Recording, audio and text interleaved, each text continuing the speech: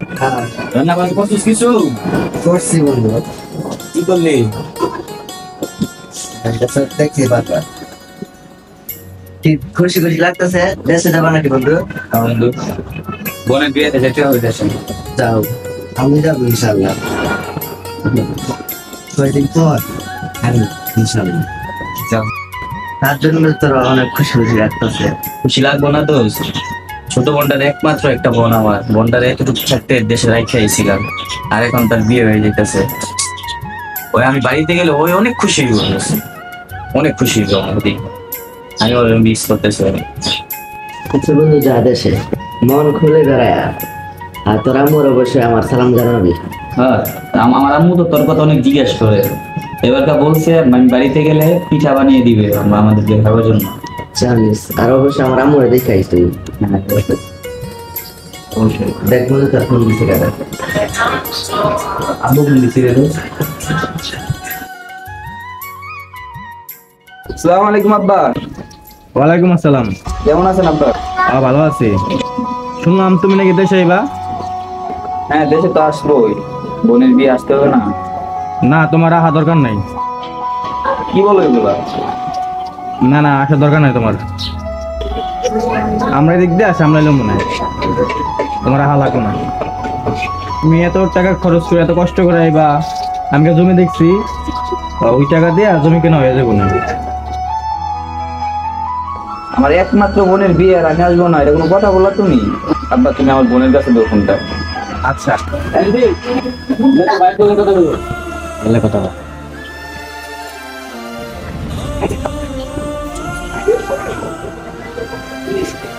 কি রে বোন, ভালো আছো?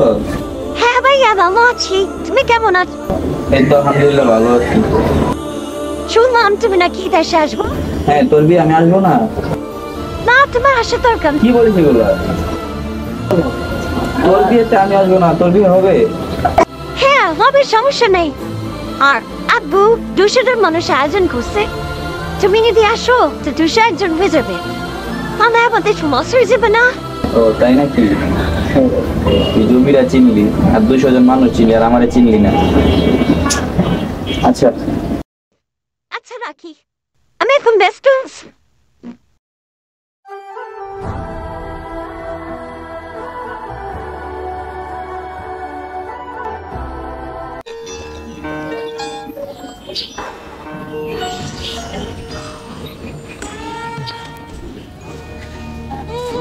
বন্ধু, দেশে যাবি না?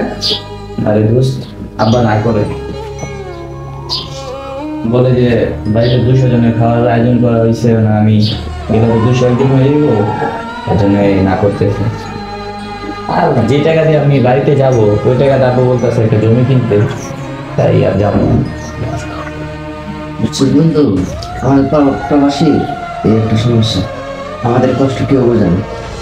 এই কত হার ভাঙা পরিশ্রম করে টাকা পাঠায় দেশে, অবশেষে প্রিয় মানুষের কাছ থেকে কষ্ট হইতে হয়।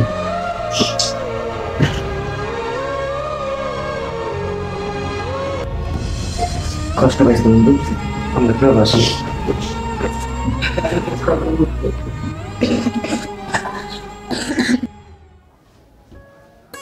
আরিফ, কেমন আছস? ভালো আছি। আপনি কেমন আছেন? এই তো আলহামদুলিল্লাহ ভালো। টাকা পাইছিলি রে? টাকা পেলেন না ভাই? টাকা ব্যাংক থেকে উঠে আনছি, কালকে যাইবো বাইক কিনতে। ও আচ্ছা, বাইক কিনা, বাইকের একটা ছবি আমার হোয়াটসঅ্যাপ করিস।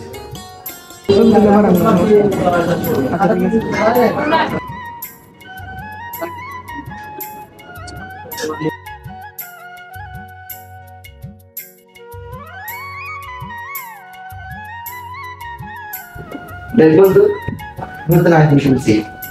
এটাই সে আইফোন। এই আইফোনের জন্য পোলা মানে তো পাগল। হ্যাঁ, এরপরে এসে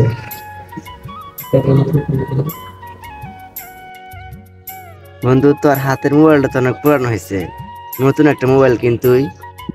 আরে দোস্ত, আমার এই ফোনেই চলবে।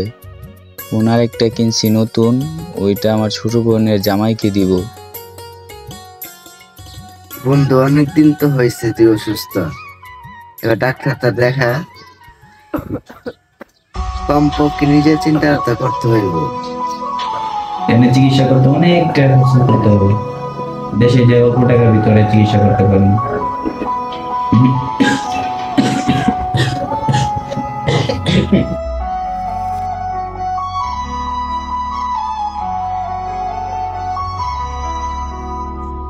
হায় রে প্রবাস, নিজের চিন্তা না করে আত্মীয় চিন্তা করে, এটার নামে প্রবাস, তাই না বন্ধু?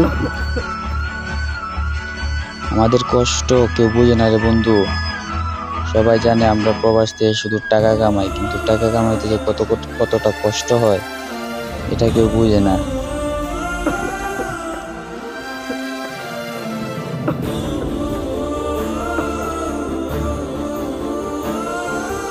হ্যালো, এই কান্দিস না, কান্দিস না। আঙ্কেল, লাস্ট নেওয়ার ব্যবস্থা তো করতে হইব। বাবা কয় টাকার মতন লাগবো আনতে? লাগবো 2.5 লাখ টাকার মতন। এত টাকা পামু কমে? এত টাকা তো নাই, এত টাকা তো আনতে পারবো না। তোমরা একটা ব্যবস্থা করো, এখানে যা করার লাগে করো। আচ্ছা, আমরা দেখি এখানে করি ব্যবস্থা। লাস্ট বারের মতন আমার বাজানোর একটু আমার দেখো, ভিডিও কল। আচ্ছা, দেখাইতেছি, ভিডিও কল দেন। আচ্ছা দাও।